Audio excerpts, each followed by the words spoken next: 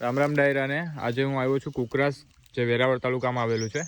ત્યાં એક જૂનવાણી assemble tractor મેં જોયું અને હું તમને બધાને બતાવવા માગીશ કે અત્યારના જે ટ્રેક્ટર છે અને ત્યારનું આજથી 40 વર્ષ પહેલાંનું આ એસેમ્બલ ટ્રેક્ટર છે કે રિક્ષાનું ઇન્જિન, જેમાં 15નું રિક્ષાનું ઇન્જિન છે અને એની વિશેષતા શું છે એ આપણે જાણીએ. તો આ ટ્રેક્ટરની વિશેષતા શું છે અને ગેર સિસ્ટમ ક્યાં આવે? ગેર સિસ્ટમ છે ને ભાઈ, હા, આપણે અહીંથી ફ્રી કરી નાખીએ.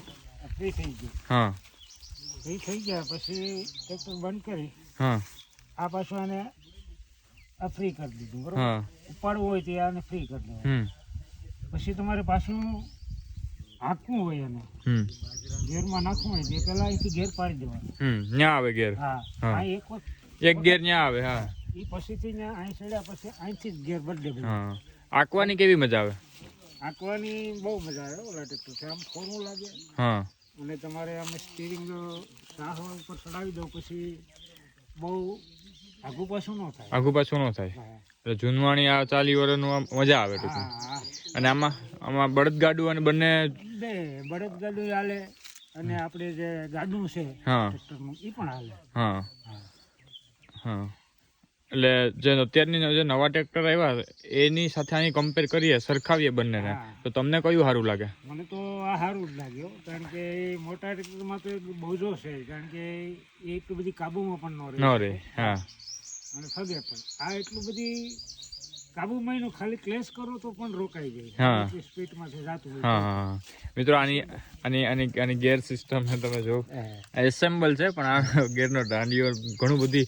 પછી આ છે એ ઉપાડવામાં કેવી રીતના છે સિસ્ટમ? આનું ઉપાડવામાં છે ને અત્યારે એ સિસ્ટમ અમે દોરીથી રાખી છે. હા, હા. ક્યાંથી ઉપાડવાનું હોય આનું? આ દોરી તમે આવી રીતનાથી બાંધી દેવાની. આ દોરી છે. હા, હા.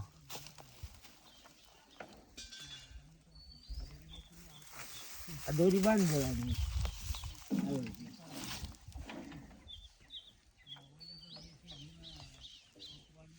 તો તમે જો, આ હજી પણ ઘણા બધા એવા વ્યક્તિઓ છે કે જે જૂની બધી વસ્તુ એની પાસે છે, અને અમારું કાર્ય છે એ કે અમે તમને જૂની વસ્તુ બતાવતા રહીએ.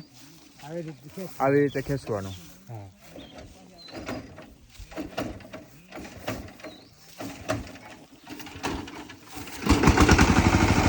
આવી રીતના ચાલુ થઈ જાય. બંધ કરી દો, વાંધો.